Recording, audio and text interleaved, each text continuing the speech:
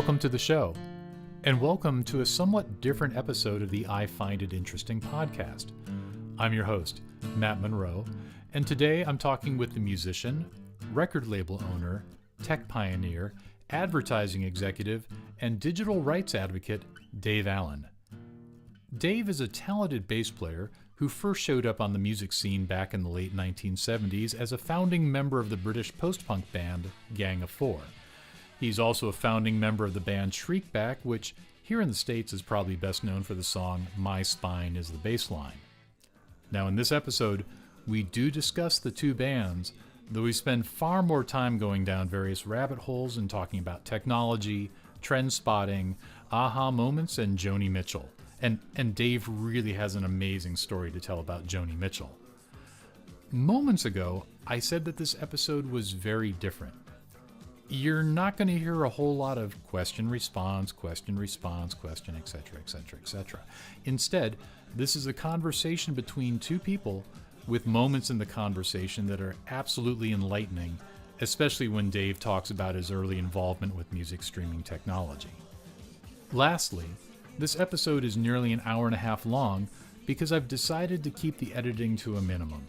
There's an ebb and a flow to the conversation that just feels very honest and organic, and I want to preserve that honest, organic feeling.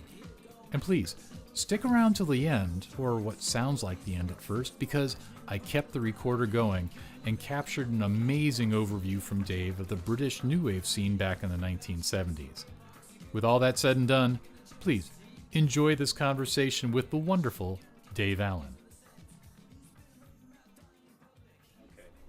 So the movie was Phantom of the Paradise. No, I don't know that one. You missed that one? I must have missed that one. Oh, yeah. When did that come out? Phantom of the Paradise, and Paul Williams plays Swan. And really interesting, the label on the records was a swan. And of course, Led Zeppelin just sued the living hell out of them. Yeah, I'm going to say, yeah. Yeah, and I should know the director here. You getting there? I'm getting there. Brian De Palma. Brian De Palma directed it. Aha. Excellent. So, real quick, we were chatting on the phone earlier in the week, and you said, I think this was a direct quote, "I have a very lengthy resume, but I can give you a very abbreviated version of it."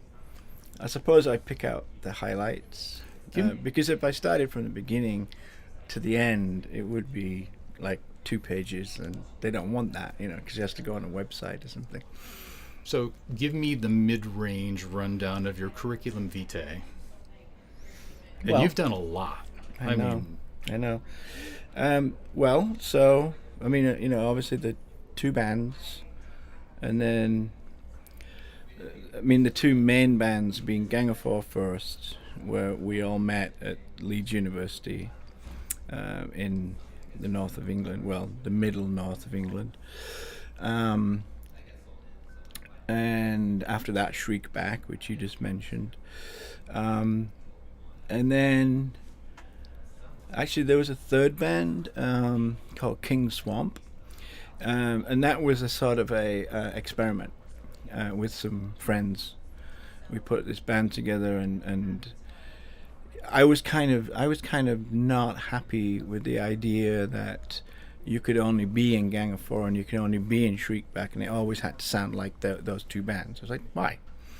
So we decided to just cut rock songs, and that was actually a great experiment. It sold a lot of records in the United States, and we got some really good deals. But of course, the critics come along and go, "Oh, Dave sold out," and so what do you mean I've sold out? And just like, this is something I want to do. Like, I'm a musician. I could do country if I want to. There's no rules, right, about what you want to write or perform.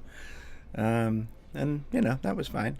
And then it was around about that time that I was managed by Gold Mountain in Los Angeles. So that was Ron Stone was my main manager, and there was John Silver there, who managed Nirvana, Sonic Youth, and you listed all Beck, and that was a great place to be. And at some point, the King Swamp band broke up, or just called it a day because we'd done 2 albums and the experiment was over. And then Ron suggested, well, why don't we start an indie label, which was World Domination. That was the name of it. We did not dominate the world. But I remember it. Yeah, I remember it quite well. Everyone does, yeah. Yeah, I hear about it all the time. So I think we formed that in 1993. Oh, the height of the grunge era. Yeah, yeah. And then I had another band called Low Pop Suicide, which was a 3-piece with a guy called Jeff on the drums who had a stint with 9 Inch Nails. And then that was released on World Domination. And then my role was to sort of find up-and-coming, sort of somewhat punky bands, not necessarily, didn't have to be that. We had some garage bands like the Cyclone Rangers, Stanford Prison Experiment. They were really cool guys. And my job was to produce the albums. Okay, so you were both an A&R guy and the in producer? a sense, yeah. And we had employees, the label manager, etc., PR in-house. And then along comes the internet, right? Like, as in when the browsers were getting much, much better. The browsers were good, and we also had speed. You could actually download something. Yes, exactly. Right, well, you could download text at least. At the time, though, broadband still wasn't around. We were just doing ISDN, the two telephone lines. Sure. So it was 56K, right? So it's still slow. But the big part of it was realizing that, we were spending a lot of money advertising, say, and all the like Rolling Stone, a quarter page in Rolling Stone back then was $10,000, which today would be what? That sounds like $20,000. 20, yeah. Yeah. And then we realized, well, we can start making email lists and newsletters and just do it ourselves and save a lot of money. Mm-hmm. So then, long story short, we moved on in a sense. The Japanese company wanted to get into the American market of indie to take to Japan.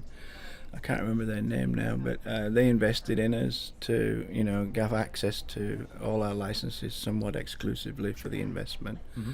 So that went well, but then after a while, something went wrong. I don't know quite what happened, but they kind of pulled out. And then we've skipped along quite a bit, because now we're around about 1998. Sure. So at that point, things were getting bad. I mean, CD sales were dropping, and still the distribution company of ours was saying, yeah, we can sell 10,000 of these, right? So they print up 10,000, and you sell about 2,000, and then they send back 8,000. Right. And then you're actually in debt. 2,000 doesn't cover 10,000, right? And let me just ask, would 10,000 in sales, in physical sales, have actually been a good number back then? It would have been great. Really? Yeah. And we had an artist called Sky Cries Mary from Seattle. Sure. And Anissa and Roderick. Yeah, they sold more than 10,000, right? Yeah. They were our biggest selling band, so that was fine. But it's just the rest of the bands that they kept. It's like commissions for the salespeople, right? Right. And so I got really tired of that. And so eventually we closed down World Domination, Mm-hmm. not least because I've been asked to join eMusic.com, like the world's first paid downloading company. Is this... Oh, paid. So this is the same era as Napster, but with... Napster came after that. Oh, it did? Just a bit after that. Really? Not too long after that. Okay. Yeah, because I was general manager in LA for eMusic.com, Mm-hmm. set up the office there, and brought some people in that were already on their roster but working from home. Said, well, let's get them in the office and we'll turn this into, because we're an IPO, right? So we had the money, so let's start licensing. And so that was that's what we were doing in Los Angeles. But then, yeah, one night, my wife and family, we lived up in Joni Mitchell's house, actually, in Lookout Mountain. Lookout Mountain, yeah, the cabin where she wrote, those albums. Please tell me there were some Joni Mitchell souvenirs just laying about the house. They were carved into the wood walls, yeah. Were they really? Yeah. Lyrics and she was a painter. It was also. more, yeah. It was more images, and she showed them to us when she came over to collect the rent, and it's just like it was incredible. I mean, after a while though, my wife would, I'd say, Joni's coming over to get the check, right? And my wife would go out shopping with the kids immediately, because every time Joni came over, she would tell the same story. Oh, really? And so just like, yeah, okay, yeah, we got it, and we've seen the images and things like that. Okay, but for a second, think about, Joni Mitchell was my landlord. Mm-hmm. I mean, landlady. And landlady. And yes, that's a totally LA sort of thing. Absolutely, yeah. Well, that was because Ron Stone lived in it at first, and just rented it from her too. And then he and his wife decided to buy a house, like have their own place and a swimming pool in the valley, actually. And then he said to Johnny, these people are good people. Their children can go to Wonderland Avenue School, which is just like about less than a quarter of a mile up the street. So that was great. And so we also met tons and tons of, people in the film world, the music world, so families. Right. We'd take turns at sort of having pasta meals, come on over to our house, and then we go to your house. And one night, when I was still at eMusic, we were up there in the backyard of one of our friends, and usually the kids were always swarming us, right? Because they're a little older by now. They were sort of probably 9, 10, 11, okay. So not teenagers, they're not bored teenagers with you yet. Quite yet, right. Yeah. And I was like, where's the kids? Right? I just realized it was quiet, it's like, where's the kids? And everyone's like, I don't know, where are the kids? That's unusual. And we thought they'd left the house, right? But I just went into the house and heard some noises upstairs, and went up there. I go into the bedroom, knocking in. I go, "Hey kids, how's it going?" And there they are, on the computer, in front of Napster, and they were sending messages to people like, "You don't have broadband, you liar," things like this, And I was just like, "What are you guys doing?" I said, "We're downloading music, but this guy says he's on broadband, but it's not. It's like it's taking forever to download." I was like, downloading? So, I didn't know much about Napster at that point. Well, did anyone? No, exactly. And I said, "So you're downloading free music, And they, yeah. I was like, oh. So I immediately left the room and called the general manager in New York, Rob, and I said, "Have you seen what's happening?" And he's like, "Yes, I was going to call you too," because it was all coming up all at once. It was a perfect storm. Everything was coming together at the same time. So we both decided to get on a plane, go up to Silicon Valley, Redwood actually, where Redwood City, where they were based, and just bring this up. But we got nowhere because the executives were saying, "Let the RIA deal with this. They'll sue them out of business," and blah blah blah. I said, "Well, look, what's the difference between a paid download and a free download? Like everything is the difference, right. So that was a mind-blowing experience, because that kind of messed us up big time. Mm-hmm. The stock dropped, like people were bailing. So. But it was definitely an aha moment for you, though. I mean, to walk into that bedroom with all your kids, to see them, one, quiet, two, absolutely captivated by something that wasn't a TV, and also, and this is kind of weird, engaging in commerce. Yeah. A non-monetary commerce, but still a form of commerce. Yeah, absolutely, yeah. How old were you at the time? At the time? Yeah. When the Napster incident took place. let's see, 93. We'd moved out of that. I was probably 40. Okay. Yeah. So you know this. A lot of people in your position at your age back then would have looked at it and said, oh, this will never work. This will never catch on. This will never happen. So what was inside of you? Well, what was inside of me was like, I'm a professional musician. So the first thing is, if it's free to download, how did they get the licenses, which we'd had to pay for at eMusic, obviously, right, with the labels? And two, realizing they didn't get the licenses, and then digging deeper into it, it was the way the servers were set up. So they didn't have a whole song on a server. They had pieces of a song that was, and the other pieces were on other servers. So it was like a network. Oh, they're doing packet. Yeah, packeting, exactly. Yeah. And, it's just like, all right, so this is illegal. Right. So now I can see why the execs felt that the RIAA would sue them out of existence. But that was the wrong move, right? I saw that being the wrong move. And it was like there's so much money left on the table. Like if they'd worked with them, not tried to sue them out of existence, but said, hey, this could be a great way to monetize, right? Monetize, literally. Yeah. Rather like along comes Steve Jobs and builds iTunes, which is pretty much a copycat version of our servers in Redwood City that had all the licensed music on it, and you paid and you download, but instead, no, they kept pushing them away, and it just seemed to be like, I think you've just walked away from billions of dollars. That was in my mind.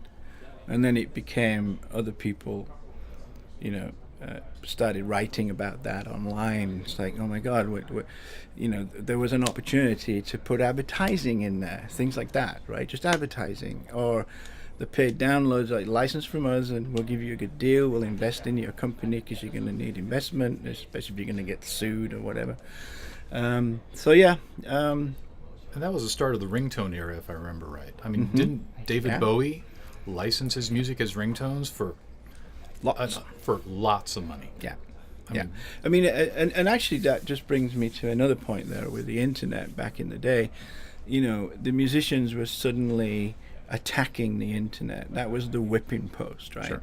And it's just like, oh my God, we're creatives, and you've just been given the biggest creative platform on the planet to do what David Bowie did, and David Byrne was interested in it too, and but you could, it's on one hand the artists who actually embraced it. So why did you recognize it? Why did David Byrne recognize it? Why did David Bowie recognize it? Why didn't Metallica recognize it?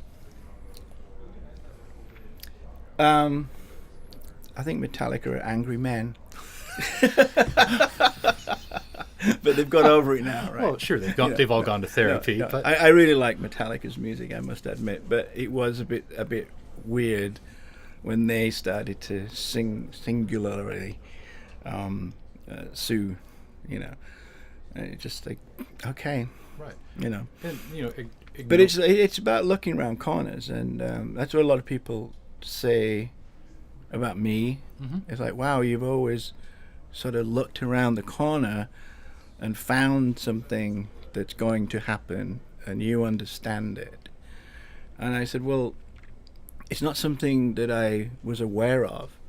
It's just when I see things that I think can improve artists' rights, in a sense, or artists' ability to make more revenue, why would you ignore that as an artist? Why wouldn't you embrace it instead of attacking the internet? Because you can't attack the internet, you just can't. It's like, it's a massive platform, and you either, what do? I mean, you either embrace it and use it for distribution, which today, I mean, if we fast forward to 2019, obviously, sure, that's exactly what's going on. And no one would want to use the old system anyways. they weren't. Yeah, the platforms weren't that great. Let's be honest. You Right. know, but at the same time, it just seemed like there's David Bowie, right? You know, making millions of dollars on ringtones, right? But to some artists, perhaps Metallica or whoever, you know, they don't want their song just sort of crushed A little into a tiny 10-second clip. Yeah, or whatever. I can get that. Right. And you know, there was always a lot of arguments around MP3 suck. I said, well, yes, but they are a useful way of, you know, an MP3 is probably the best way to download without costing you a hell of a lot of money. Like, so if you want Flax, go ahead. It's going to take about 2 hours to download if you don't have broadband, right? Right. And then again, it's the same with these things. It's like, if you Holding up want a to have phone right Flax like streaming on here, you'll be out of data in about an hour. Mm-hmm. You know.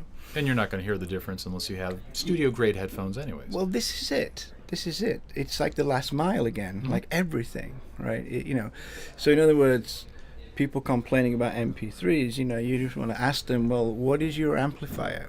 What are your speakers? Like, if it's in the front room, that's your listening area, right? Or what is your hearing ability? I mean, Yeah. think of Neil Young with his high bitrate download music. Mm-hmm. What amount of hearing does Neil Young have left? Mm-hmm. I mean, Well, yeah, but you know, like, so actually having 3 children in the house was always interesting to me, because they became, you know, one Christmas we bought them a couple of the original iMac with the, you know, a handle. Blue? Yeah. So one for my son because he was a little bit selfish, and then the girls had one in their room, and then it was things like headphones. Right, that's how they listened, because they didn't want us listening in. Sure. But I remember one day my youngest daughter was cutting her hair, and she had her headphones on and cut through one of the bud's side, right? Yeah. And she just threw it away. And then she kept listening with just one ear. And I was like, you see, it's just getting access to the music to listen to. And it's not about fidelity.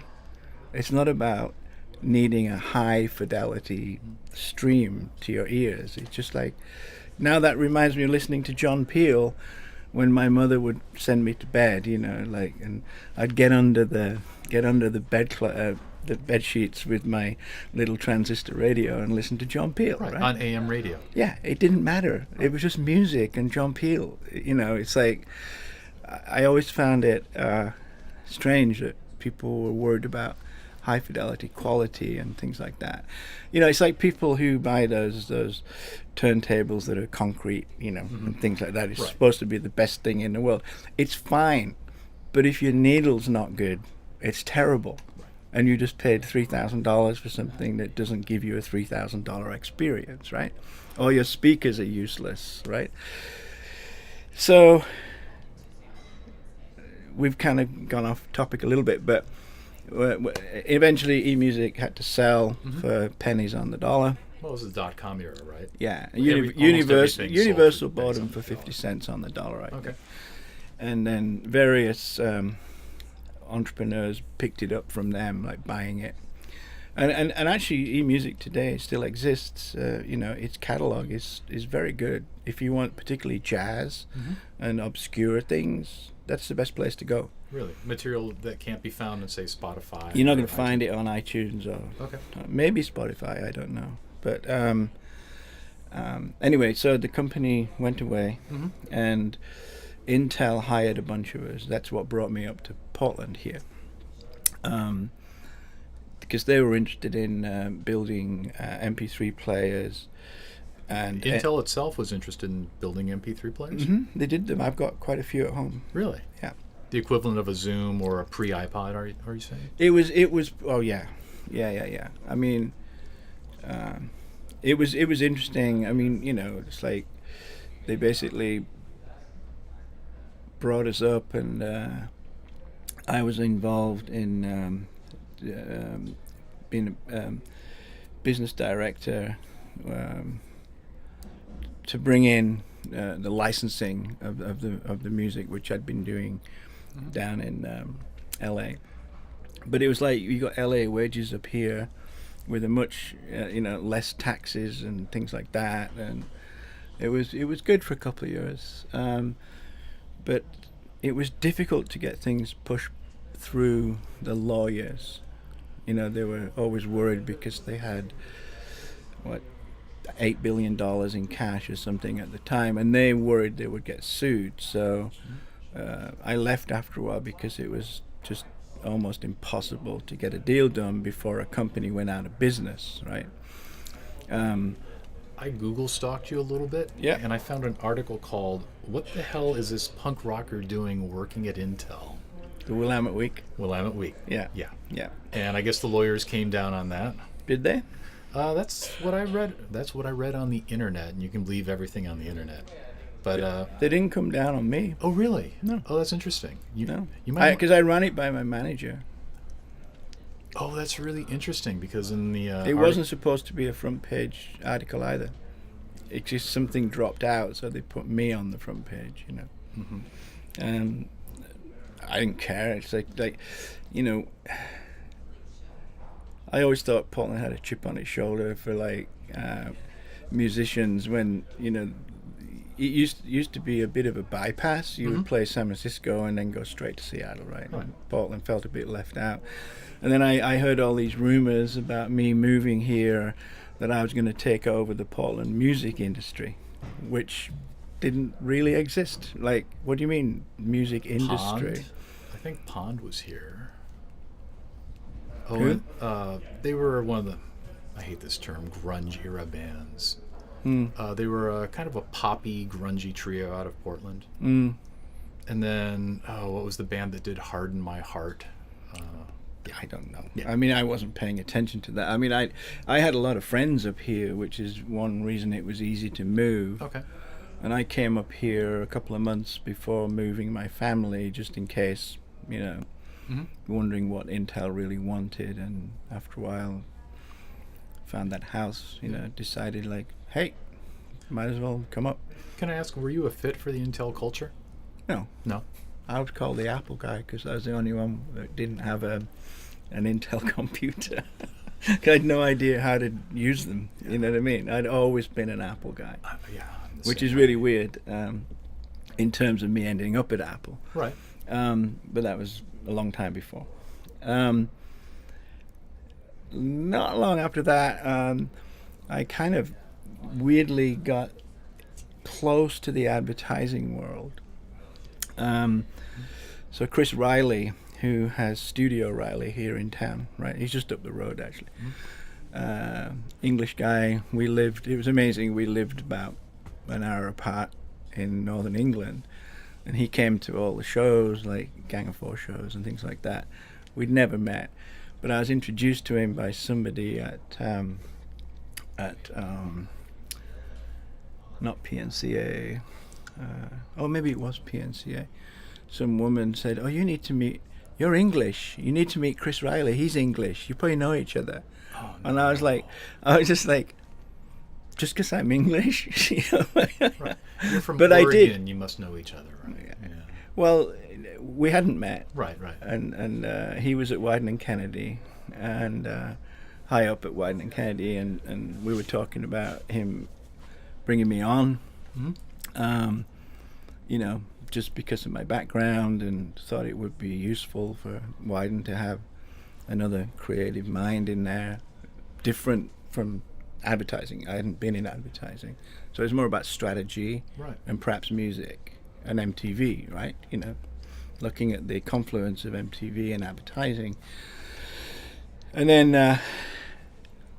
that was looking good. And then after a while, I was checking in with him, I took some time off, and I said, well, I'm getting a bit bored now, so what you got? And he said, well, unfortunately, I'm leaving Wyden. And I was like, what?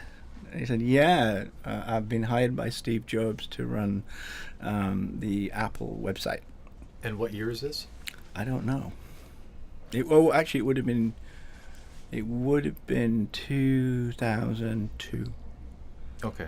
So we were still in the throes of the dot-com crash. Yeah, there was things going on that were, obviously not good. Well, not good for the actual dot-com economy.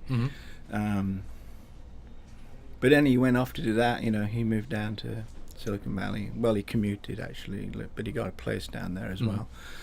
And that was fine. And then I ended up at an agency, the Overland agency, that was interested in branching into sort of the digital world. So I was basically a digital strategist, and we were trying to develop Flash-based things back then, when Flash was a thing. And they had some good engineers there. We did some good things, but it didn't quite work out. And eventually I moved on from there. And then I ended up at Nemo across the river. I don't know them. Nemo, they're an agency. Another agency, Okay. yeah. And was there for quite some time. And then left there. And then joined North in 2010.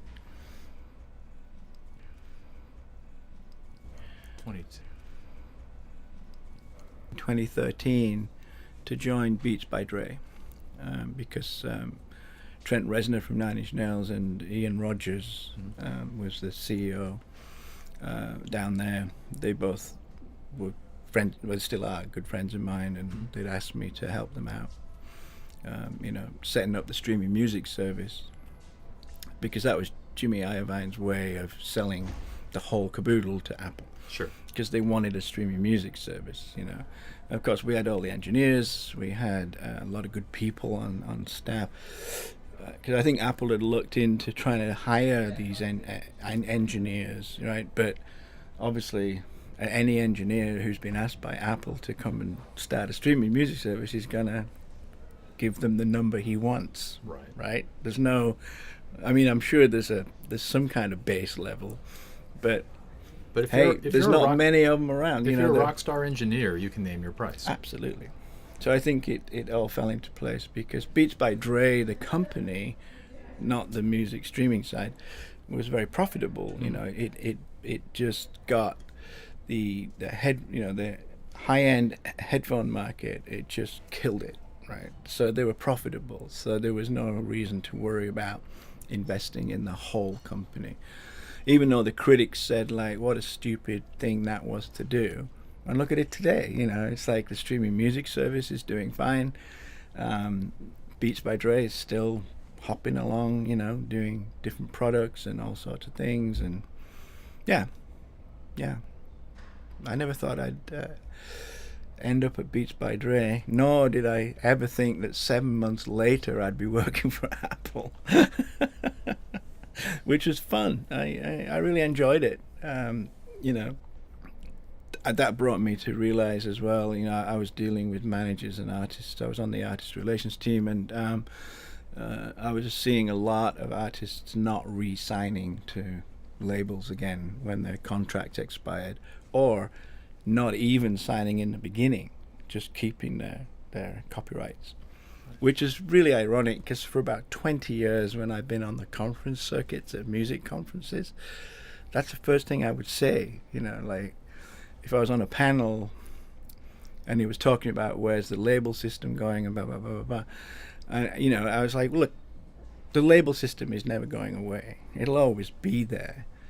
But there are ways to manage your copyright. Don't just sign away everything. You can license it, for instance. Just license your album or albums for 5 years. Then you get them back, right? You get your copyrights back after 5 years because they have 5 years to exploit that recording that they've paid for, right?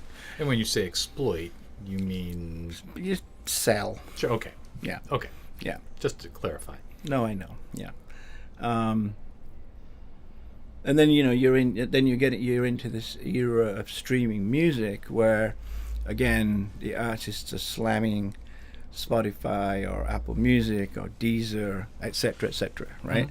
And it's like, well, no. Again, just like when you were whipping the internet, it's not their fault. You signed a contract with a label, and when Spotify and all the other streaming music services want to have access to the catalogs and include your material, it's a license. And if you go back to your contract and read it, it says a license is 50% to the label and 50% to you. Now, yes, the royalties on streaming, unless you're Drake or anyone else of huge impact, right, as a selling artist, you're not going to make a lot of money in the first place, but then it's cut in half because of your contract.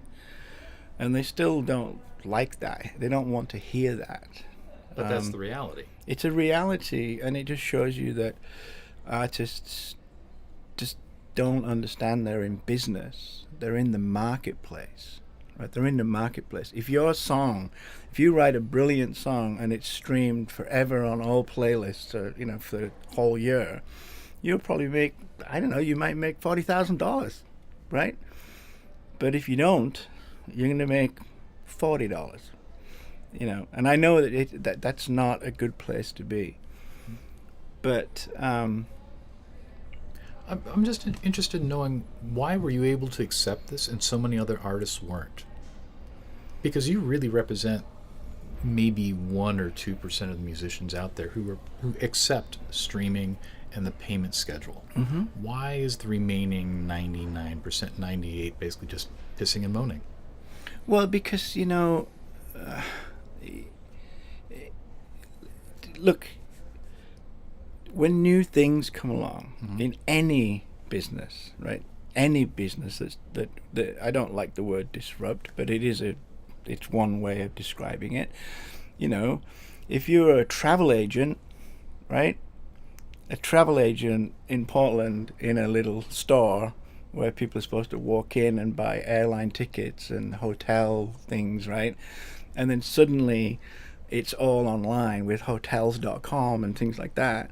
What do? You basically should get on the internet to save your business, right? Because it's reaching more people. In other words, it's not just people who live in Portland, it's like all around the world. And I think that's not a fight I want in the music business. I don't want to fight the labels. I don't want to fight streaming music services. That's a no-win, right? Just sit back, chill for a minute, have a glass of wine, and then think about, hey, maybe I should be on the internet selling my own copyrights, right? That's how I think about it. And like right now, we're trying to get our copyrights back from Warner Brothers, and they're playing hardball. But it's like, as soon as we get them back, we will put them out ourselves, literally on the internet. Then we make 100%. Sure. On the internet, yeah. I know you're a big fan of the 1,000 True Fans philosophy. The Kevin Killing. I think that's a good one. Absolutely. I mean, like Patreon. There's all these places where, you can set yourself up on Patreon and you create music, and you have to pay monthly to access it, right? And then you get enough. If you get 1,000 followers paying $20 or something, right? That's monthly. You're making a living. You are. And then they're happy because they get an album for that, or they're the first to get an exclusive album, or they can get tickets to concerts exclusively. And there's a lot of that. But one of the best things right now, for me anyway, is a company called STEM, STEM .is. That's its website URL. It distributes digital distribution all over the world, and they only take 5%. So that's where we want to put our copyrights when we get them back, so they can just distribute it for us. So it goes to the usual suspects in America, Sure. but also like countries I've hardly heard of that have streaming music services too, and then it's all collected. And if you make really good royalties, they'll pay you out every the middle of the month, right? So you don't have to wait for your quarterly reports from Warner Chappell or something where they sat on the money for like 6 months and then they give it to you. This brings up a point. I'm sure there are musicians out there who are gonna, they're gonna complain about that 5%. They better not. Oh, but they will. They will. There will be those people who say, "Wait a minute, why am I getting $95 and not $100 or $99?" But if you could put them in a time machine and send them back 20, 25 years to the big label system where you're shipping a physical product, maybe the album was selling for, I don't know, $8.99, $9.99. The artist would see 30, 40 cents off of that if they were lucky. If you're lucky. I mean, look, even the digital contracts still have, label digital contracts still have breakages in it. A breakage. Wait a minute. How do you break? A breakage was for vinyl, right? When they were shipped on trucks and and CDs as well. Or made it to the cutout bin or but whatever. No, I know. It's just like, well, so now a digital breakage. That's very interesting. Something that's kind of just in the air somewhere, coming onto a device. I don't see how that gets broken. So that's hilarious. But a lawyer put it in there. Of course, yeah. And all future things that we don't know is coming next, I don't know. I mean, look, the complaints are complaints and it's fine, but how do you then, as an artist, if you don't use a system like Stems, which has a payment system, right? And it has servers to deliver everything to everywhere, and it only wants 5%. Tell me of another business that just takes 5%. Right? So you can't, that's not a DIY unless you're some amazing computer programmer that can get that built yourself. But sure, that doesn't happen. $9.99 hosting and whatever, unlimited downloads. Yeah. So your real skill set is just spotting trends. Yeah. And recognizing trends. What are you looking at? Not the near future, but just moving down the road 5 years, 10 years. Are you looking at VR, augmented reality? And how is this all playing with audio, music, musicianship, shows? I'm holding back really on commenting around VR or AI or all of these. Really? Yeah, because you see, music is an experience with people. It's an audience, right?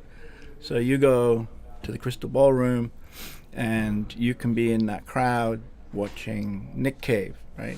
One of my favorite musicians, and there might be a guy next to me jumping up and down and having a great time, and you've never met him in your life, but you can go, man, isn't Nick, you can just slap him on the back and go, isn't Nick great tonight? But if you just got this thing stuck on your face, right? And you're just looking around like this, it's like, okay, that's for you, but it isn't for anybody else. Well, that's the concert experience, though. But go back to when you were a kid listening to John Peel, underneath the sheets, blanket pulled over your head. I mean, well, that's because I was young and wasn't allowed to go to concerts at that time. All right, let's think of your own kids. I'm sure you've been in situations where they're just staring at their phone. I mean, basically... Well, everyone does that, not just kids. Right, but they're watching concert footage or a TV show, and they're basically mind-melded with that device.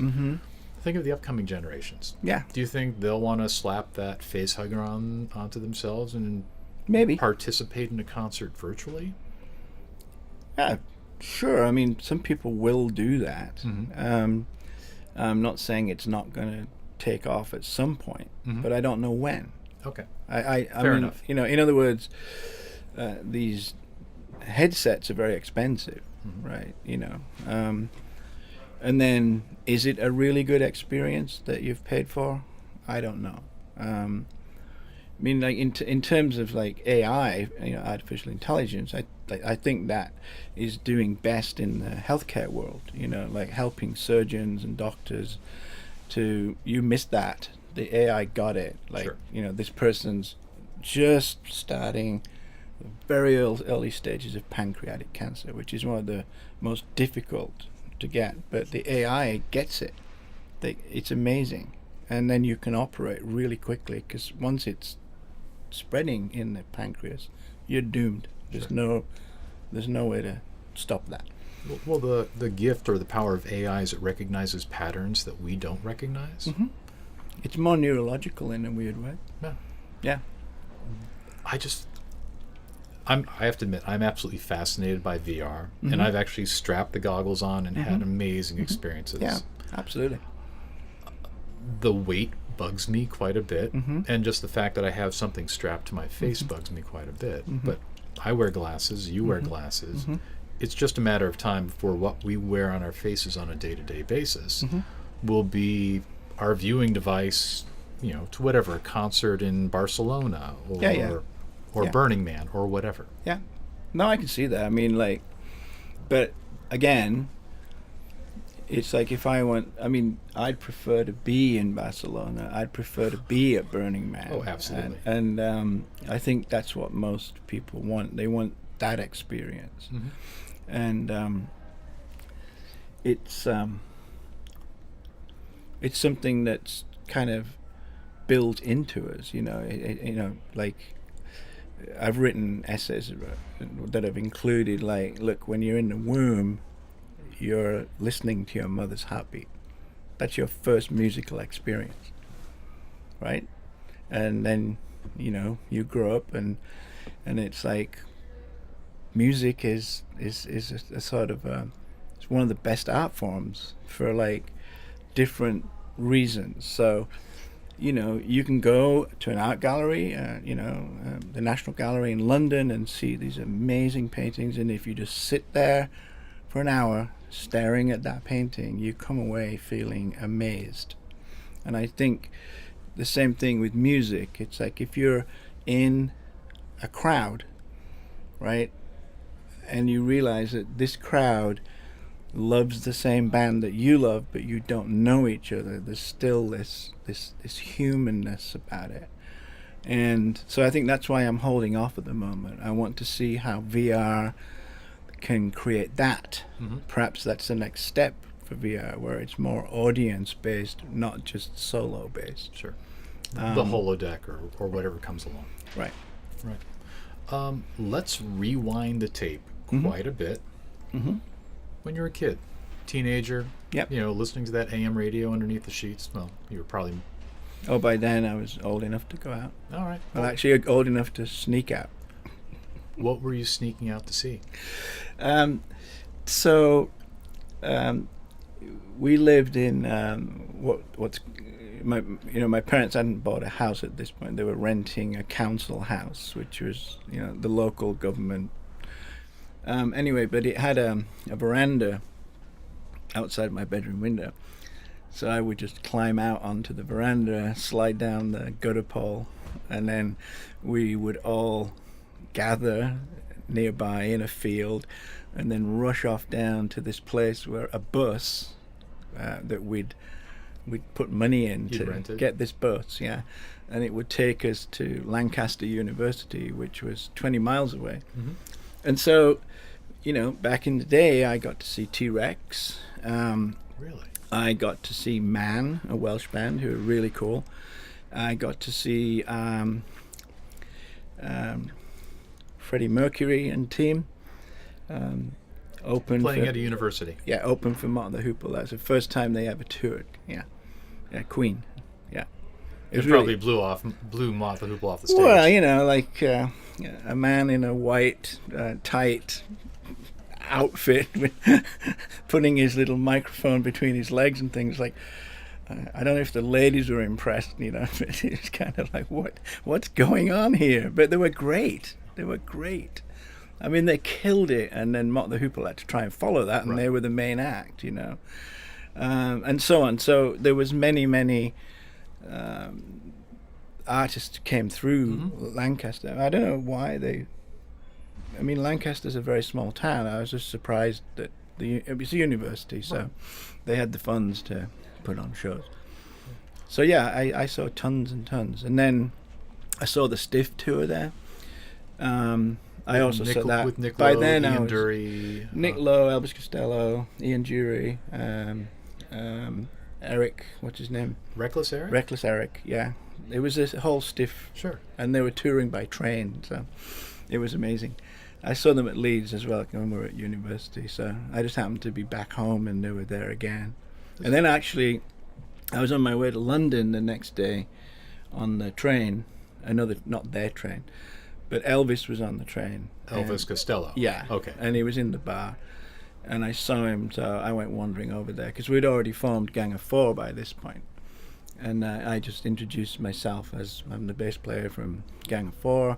I saw you guys twice in the last few days. It was like an amazing set. Thanks for, and he was just like, Gang of Four, man, whoa, awesome. And then we talked all the way to London. You and Elvis Costello. Yeah, it was amazing, totally. Are you still friends? No, well, it wasn't. I don't know if you established. No, I friendship mean, or no, not. it was just like thanks, like it was fine. It didn't need to continue. Mm-hmm. I'm sure if I ran into him again, I'd say, hey, here we are, like 40 years later or Right. something. I don't know how long it's been, but yeah.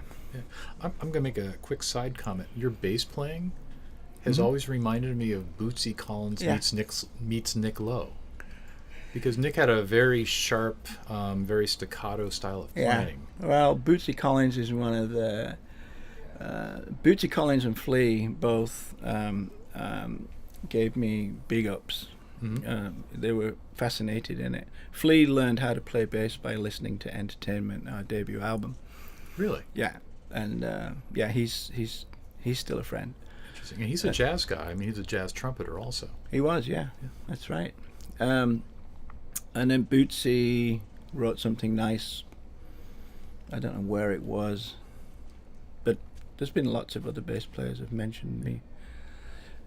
It was just because I taught myself, Mm-hmm. and I listened.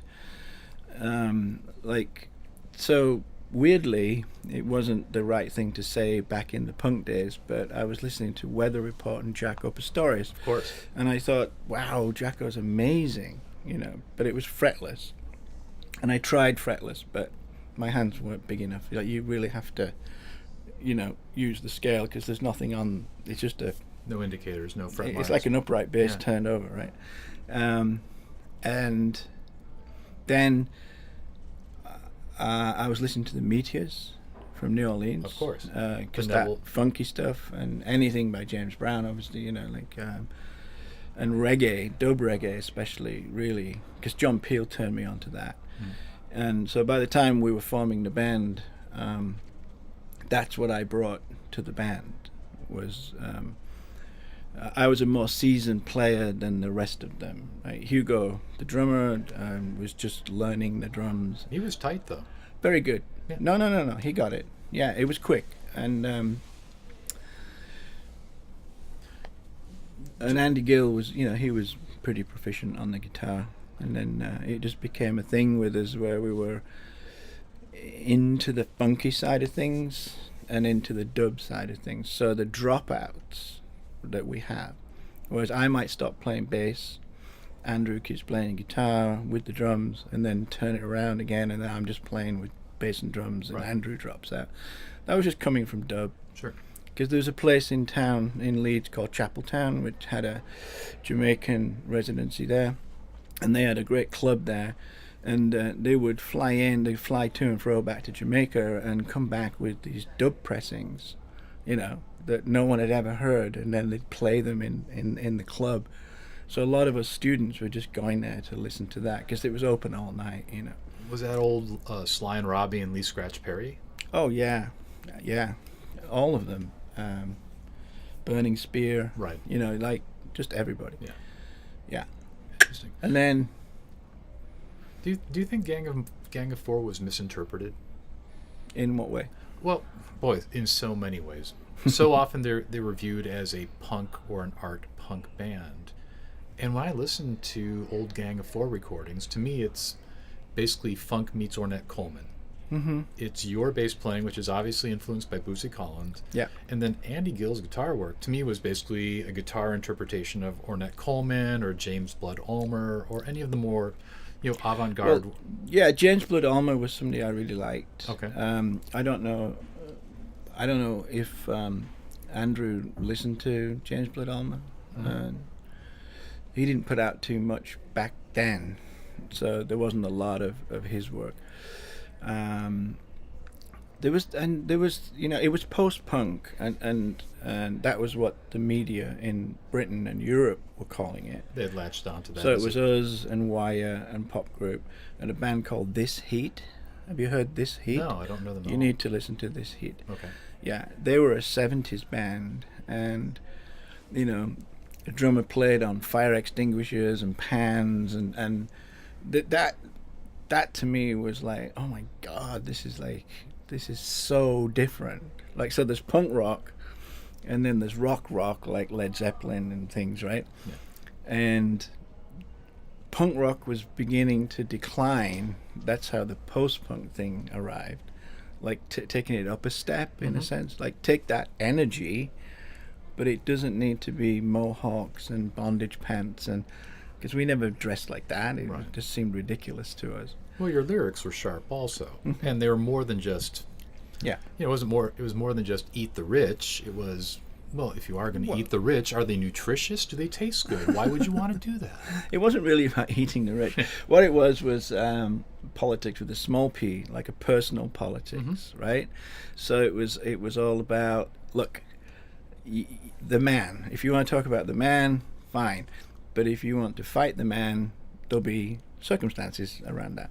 So if you want to say, I don't want to go to work today, I want to go to the beach and walk around. Say, well, if you're okay losing your job, if your boss finds out, that's fine, right? But it's a good thing.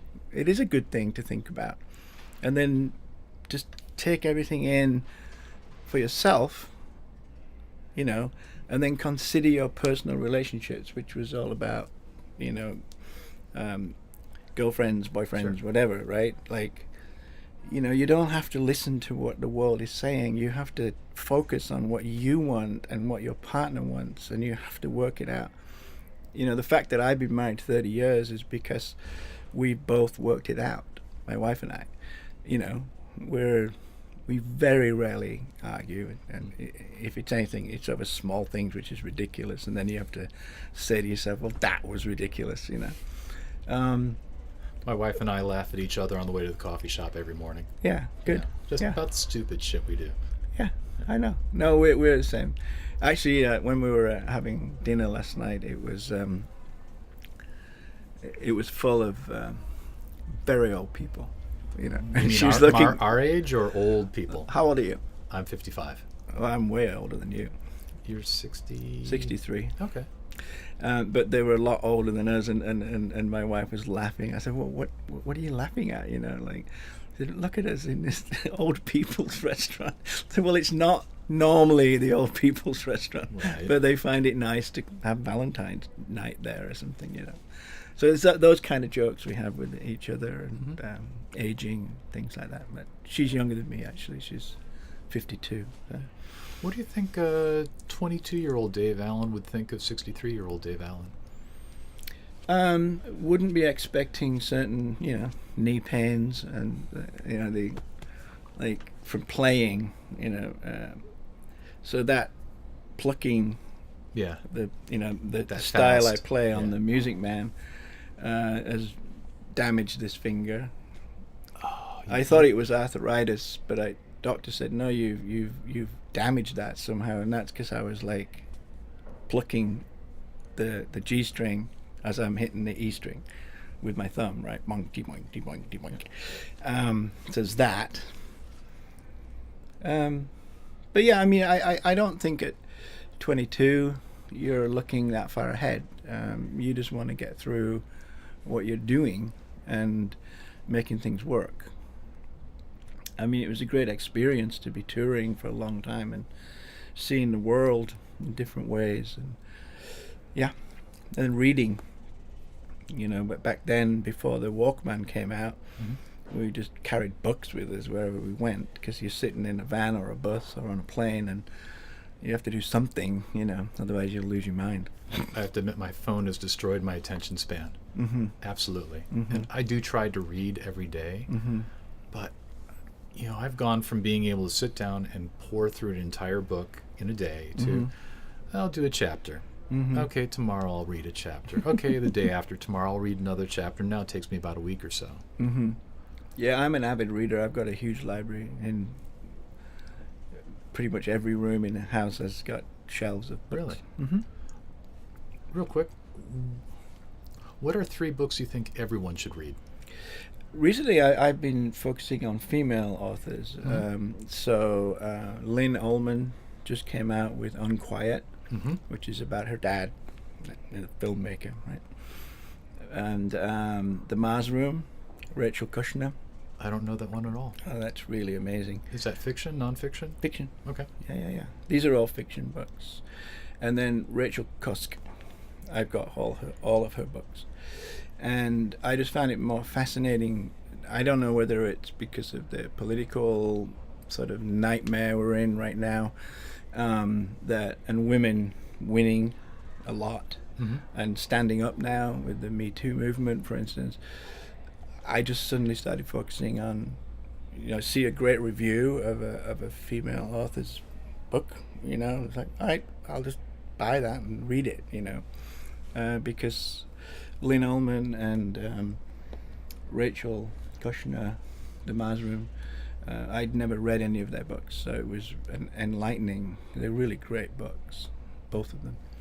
Yeah, I want to go back here a bit. Mm. You were just mentioning the Me Too movement. Mm. If you go back in time, let's say 20, 30 years ago, Yeah.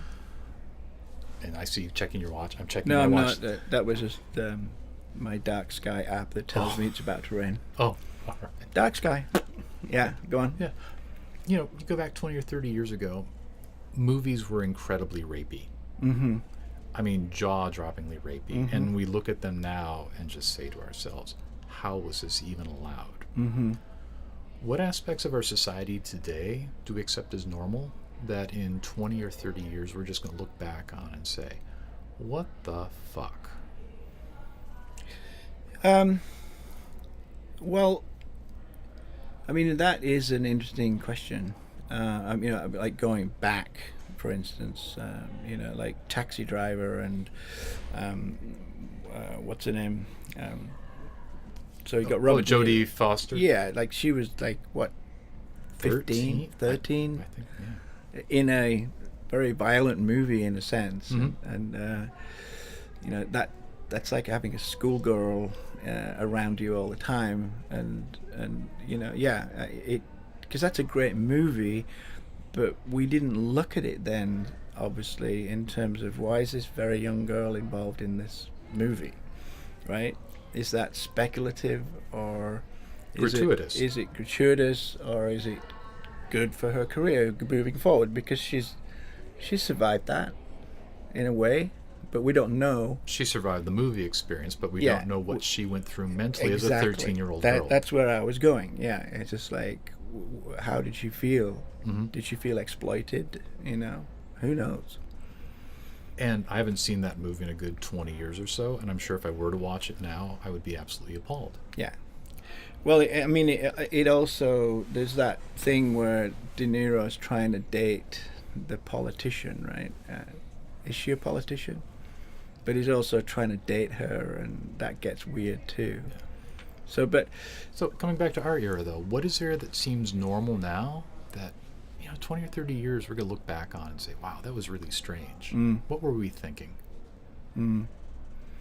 I really don't know. I mean, the Me Too movement is interesting in that it gave women more courage to speak out about how things have been, even if it was a long time ago, like a decade ago. They'll bring it up because they have never been able to shake it off, right? It did affect them. It may have affected their careers at work. And it's the same thing right now that's going on with Governor Northam in Virginia with the blackface thing. Right. It's like, that is not okay. If you thought it was okay back then, it's definitely not okay back then. And he's not the only guy in that yearbook in blackface. I mean, there's a whole collection. A bunch of them, yeah. Yeah. And it was okay. I'm using air quotes. Yes, okay. Yes. But, I mean, that's just a societal problem, isn't it? It's just like, if that's what you're going to do at medical school, what the hell are you going to do when you go out to work in a hospital and things like that, right? You're going to wear blackface in a hospital? It's ridiculous. They don't understand that that's racist.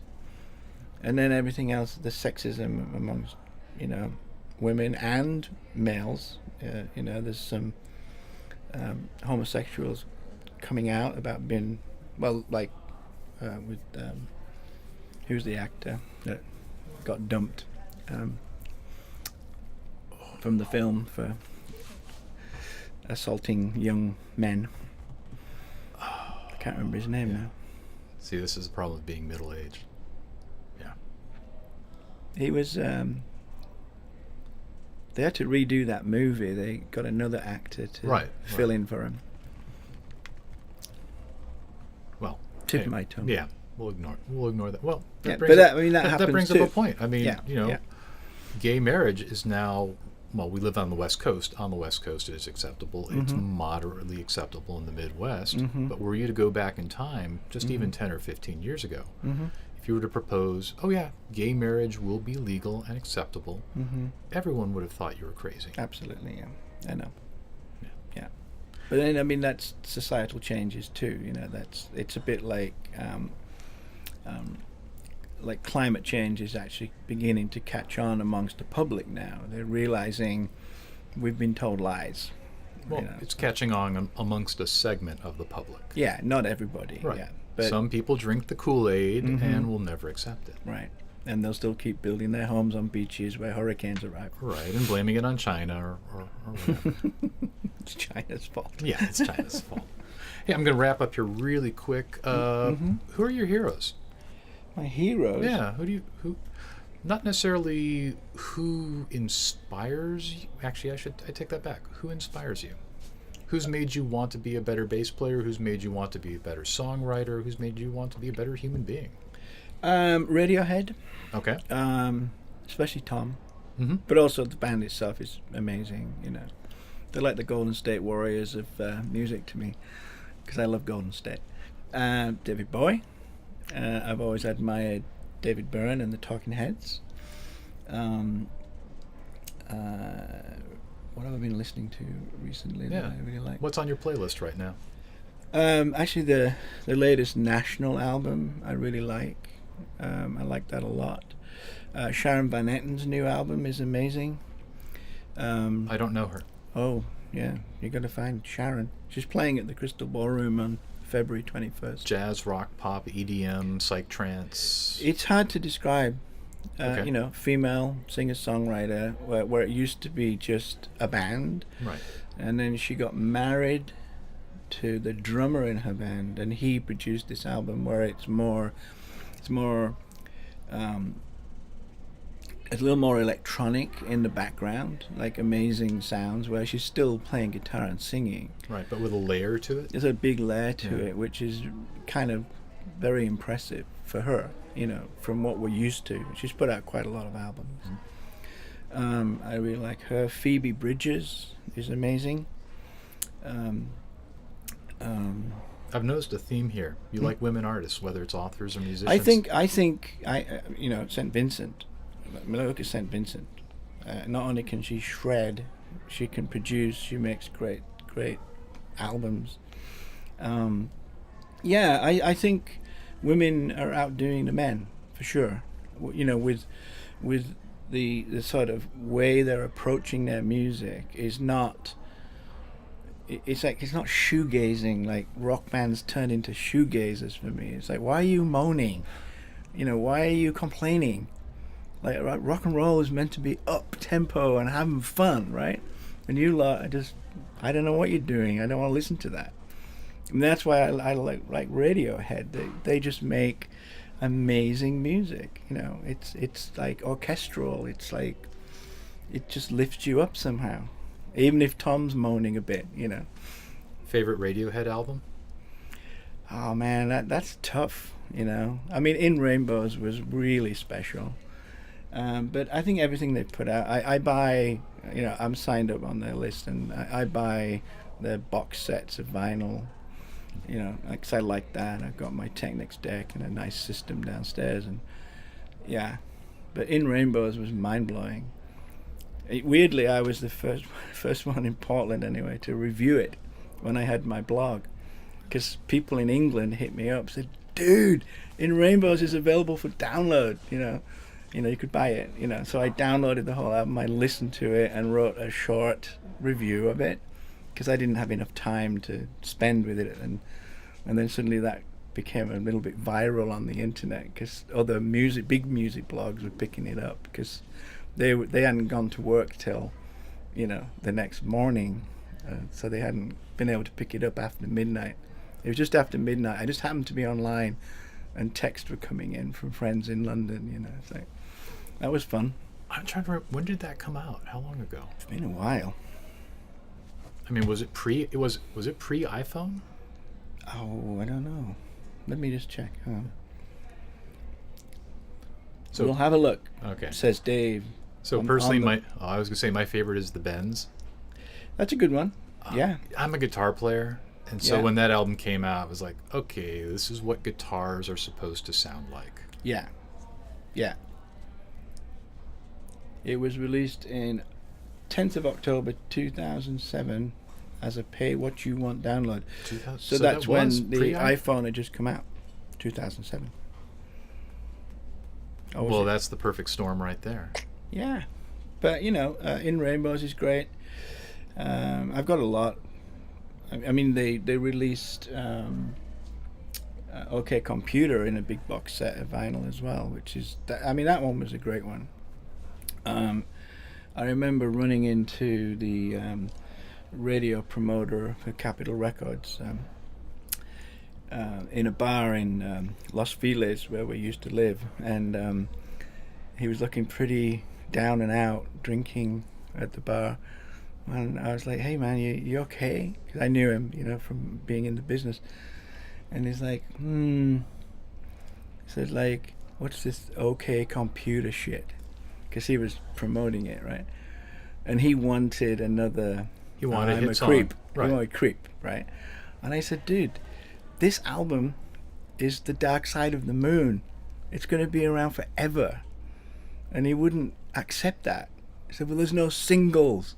I said, "It doesn't need to be a single. It's an album. It's perfect. It's amazing." And it's Pink Floyd didn't release a single from Dark Side of the Moon, as far as I know. Money? Wasn't that a hit Money song? maybe out? Yeah, it's like Led Zeppelin never released singles. Though you hear Stairway to Heaven still played to death. Well, I know, yeah. But that's picking it from the album. That's fine. So let the radio people think what's a good song to play on OK Computer. But I was just surprised. It's like, really? You still need singles? It's 2007, 2000. No, that would have been 2005.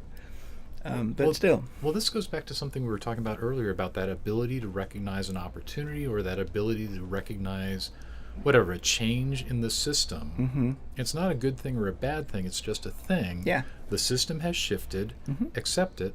Mm-hmm. Work with it. Yeah. Well, everyone was criticizing Radiohead about In Rainbows. Like, how dare you not sign to a label? Because they were off their deal, right? How dare you not sign to a label and then just put out a pay what you want download? I said, well, why not? That's using the system now. It's a new system. Yeah.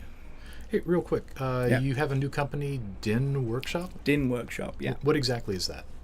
All right. So after leaving Apple, as I mentioned, I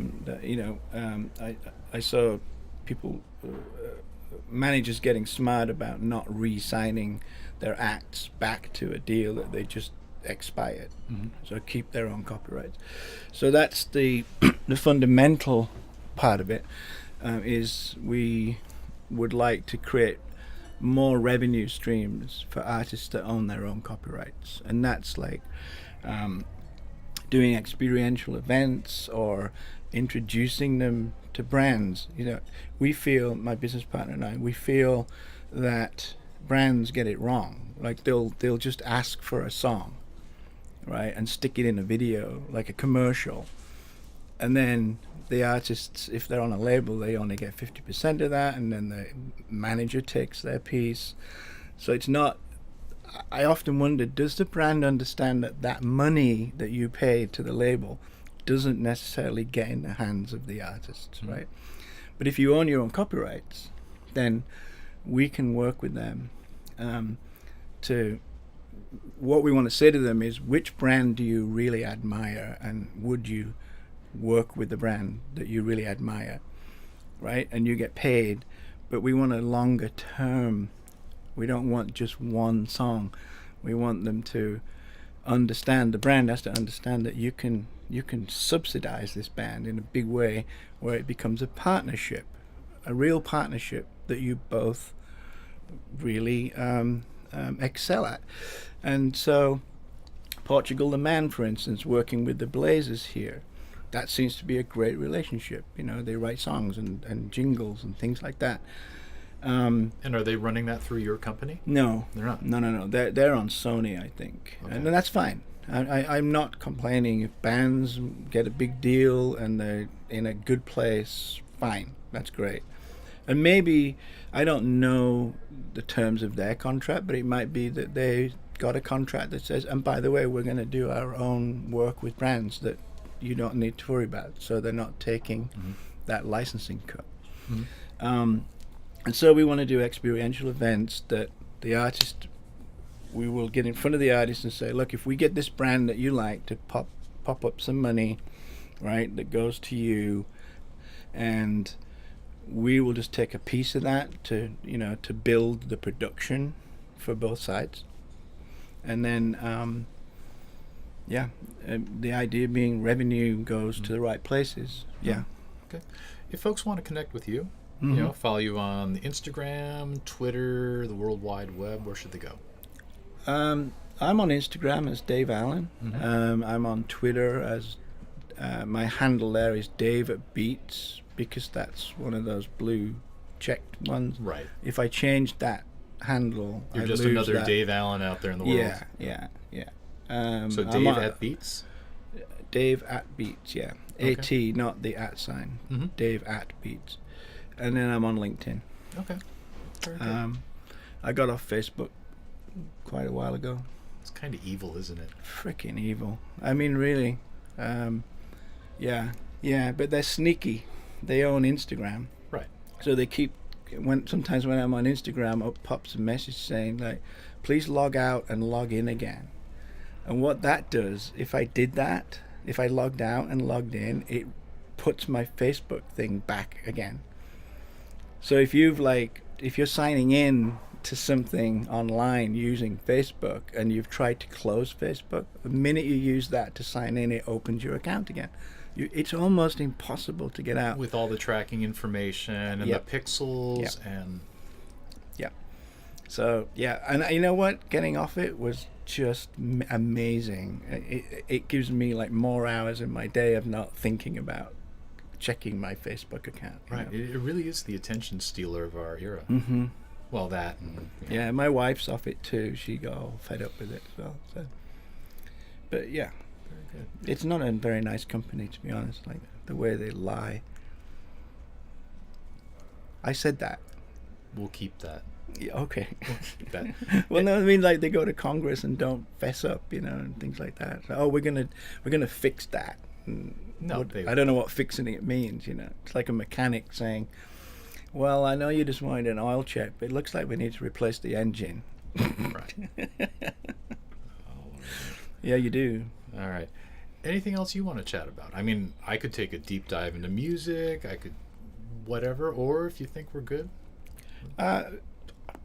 We've been talking for quite some time. Yes, we have. I wonder if people will listen. No, all I the think way we're through. good. I mean, I suppose the only just an adjunct to what my new business is trying to achieve is just understanding that the music business system is changing, and for a long time as well, not a long time, say just recently in the last. Just prior to joining in Apple, because I wasn't allowed to speak in public when I joined Apple, But just prior to that, and then just after, when I was at conferences, people would ask me about where's the music industry going, and one of my thoughts, just a thought, is,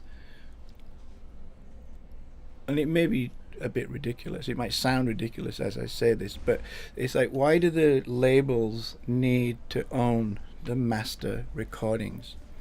Why don't they just license them and become big promotion houses? Because that's what they're really good at. Mm-hmm. They can promote everything and charge a fee for that.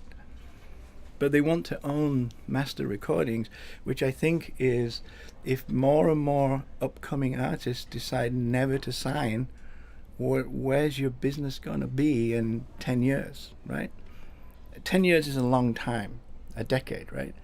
So in that 10 years, there's more and more artists come along, like Chance the Rapper, didn't sign, multi-millionaire now, and others I could name, lots of them, big artists that own their copyrights, and that's a loss for a major label, And master recording has changed in what it is. Exactly. From a tape mm-hmm. stored in a vault that with the lock on it you have no access, yeah. to mm-hmm. here's my laptop, here's my password, download a song, mm-hmm. or whatever. Yeah, I know. So yeah, I mean, that's my only thought. I mean, just taking into account that right now things are changing pretty rapidly, and so the Universal Group, UMG, is going to go to IPO apparently, because they're worth billions of dollars now. I mean, that might be part of, well, maybe we should get the money now while we can. I don't know. I mean, that's been a bit cynical, but I wouldn't be surprised, But there have been good things, by the way, just going back to streaming, because I'm on Warner's, Warner Music Group. I think it was them and Sony were the only two companies to share the Spotify IPO. So this year, 2018, I'm just filing my taxes, and I made a lot of money from Warner Brothers.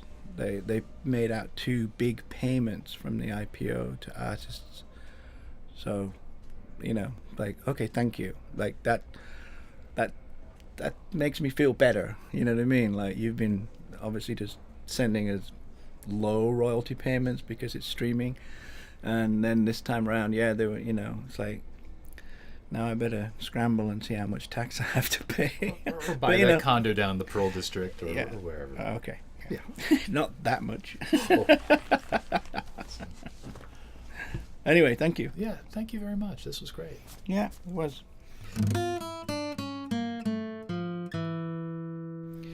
I got us a show opening for the Buzzcocks in the early days. I think it was 1978, because they were playing at another college nearby, and I hounded the dude who was booking. I said, we need to open.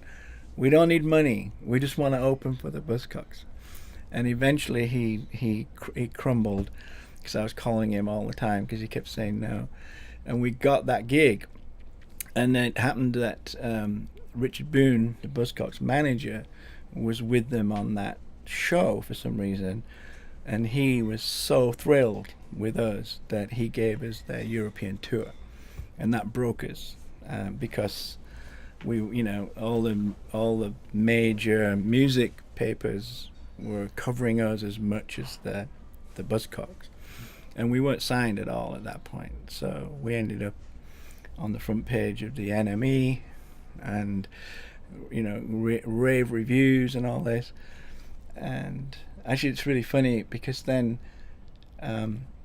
before we signed to EMI, I think it was members of Pink Floyd, Cliff Richards, and someone else wrote an open letter to the editor of the NME saying that unsigned bands should not be on the cover of the NME. And ironically, about 2 months later, we signed to EMI. But it was just like, that was the best thing they could have done for us, because all the letters come in to the NME from fans, just like tell those old school idiots to just resign and go away, please, because it was a new world and they were scared. And it's just like they felt it was wrong that we could be on the cover of the NME. It's like, what is this? What are you scared of? There's really you should be scared, by the way. There's not that much of a generation gap, though, between, let's say, you and the guys from Pink Floyd. No. And again, this goes back to that, I hate this term, scarcity mindset. Mm-hmm. I have mine. No one else better take a Mm-hmm. piece of it. Exactly. Yeah. Interesting. Yeah. I know. Hey, real quick, who are your favorite bands to play with? To play with? Okay, I worded that extremely poorly. No. Who were your favorite bands to have on a double or triple bill with, whether you opened for them or if you were the named performer? Well, we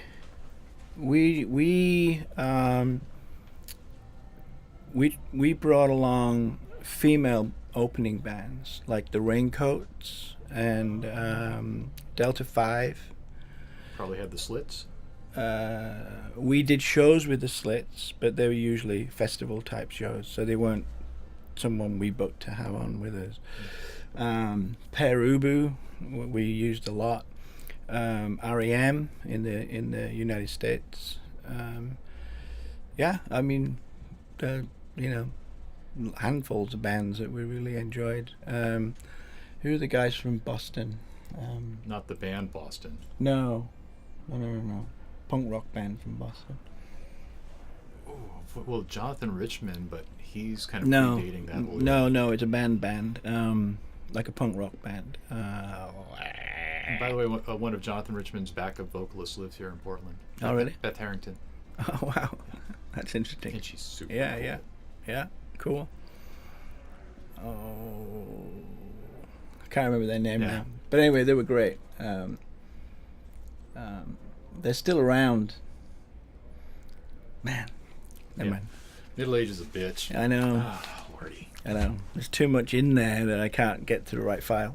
I tried telling that to my wife. It's not that I'm forgetting anything. It's just access speed. It's access, yeah. It gets a little slower after a while. Yeah. All right. Well, I'm going thank to let you. you get back to your life. Yeah.